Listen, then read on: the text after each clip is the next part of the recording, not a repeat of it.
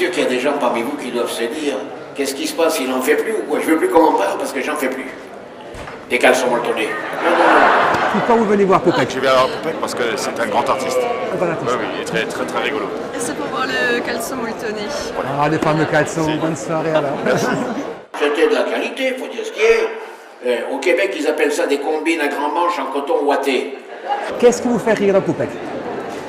J'aime bien son humour, le personnage en lui. Vous connaissez ce sketch? Oui, on Entre l'a autres vu il y a une trentaine d'années. Une trentaine d'années.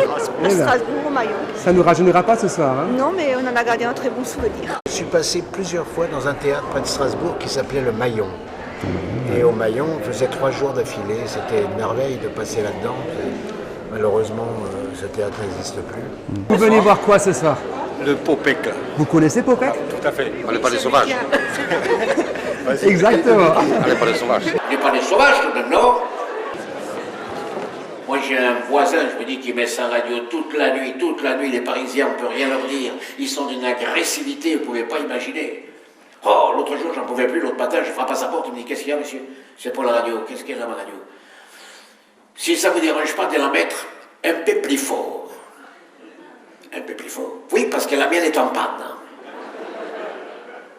Il me dit, mais c'est vous qui payez mes piles? Tenez, je vous donne 1 euro et tous les matins, je vous glisserai 1 euro sous la porte. Ça va comme ça?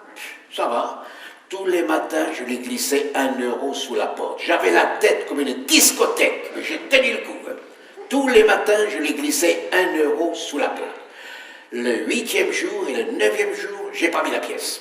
Il est venu frapper ma porte, il m'a dit, vous avez trouvé le chemin trop long pour venir jusqu'à ma porte ce matin? J'ai dit non, mais j'ai trouvé un chemin plus court. C'est de mon pied à ton cul. Il me dit, ah bon, c'est comme ça? Eh ben la radio, c'est fini. Ça m'a coûté. Ça m'a coûté 7 euros, mais j'ai d'autres tranquille. Très jeune, je venais souvent en Alsace. J'allais à Haguenau. Et puis j'ai visité Reichshoffen, là-bas, la fameuse bataille de Reichshoffen, en 1870. Oui. Exactement, oui. Je suis allé en vacances étant gosse à Gundershofen. Et vous savez qu'il se passe des choses à Paris, au Bois des Boulognes. Vous êtes déjà allé au Bois des Boulognes? À 2h du matin. C'est le seul endroit que je connaisse où que quand vous donnez un coup de pied dans un buisson, il vous le rend. Vous savez, moi, quand je suis en nage, je bois de l'eau d'Évian. Et depuis que je suis en nage, je bois ce qui me plaît, c'est l'eau d'Évian qui, depuis toujours, me satisfait. C'est un slogan que je dois dire à chaque récital. En échange, j'ai l'eau d'Évian gratuite.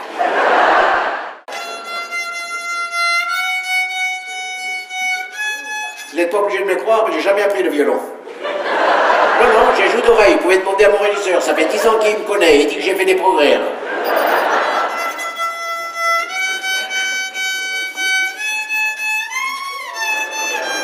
J'irai jusqu'au bout, moi je vous le dis.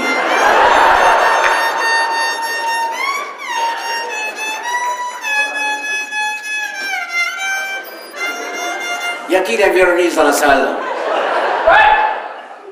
Eh bien justement, vous n'avez rien demandé.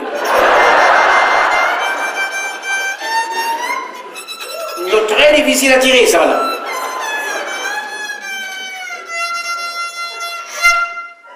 Quel est le souvenir qui vous a marqué le plus dans votre carrière cinématographique? C'est de Funès, incontestablement. Pourquoi, en 2 mots? Parce que c'était un plaisir de le regarder tous les jours, de lui donner la réplique. Quand je lui donnais la réplique, c'était un plaisir de lui parler, de l'entendre parler.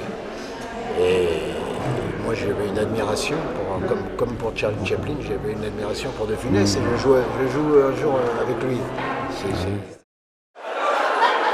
Personne n'a vu ma femme. Elle porte une robe avec des gros points noirs, on dirait des cafards. Tant pis, elle ira à pied. Hein. Et pardon militaire, vous êtes marin, vous. Tiens, je vous touche les bonbons, il paraît que ça porte bonheur. Tiens, je la touche encore une fois, heureusement qu'on vous l'a mis sur la tête, hein, parce que... Oui, c'est vrai, oui. Je suis bien dans la gare du Nord ici. Non, je demande, je suis bien dans la gare du Nord ici. Hein?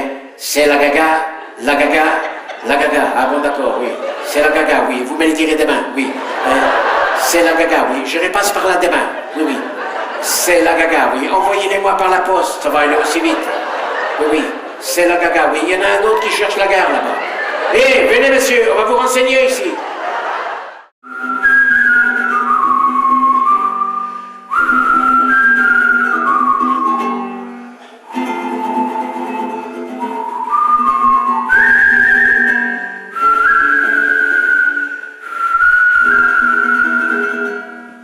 Approchez de mon guitare, jouez encore pour moi. J'ai les prix et la mémoire de mes amours.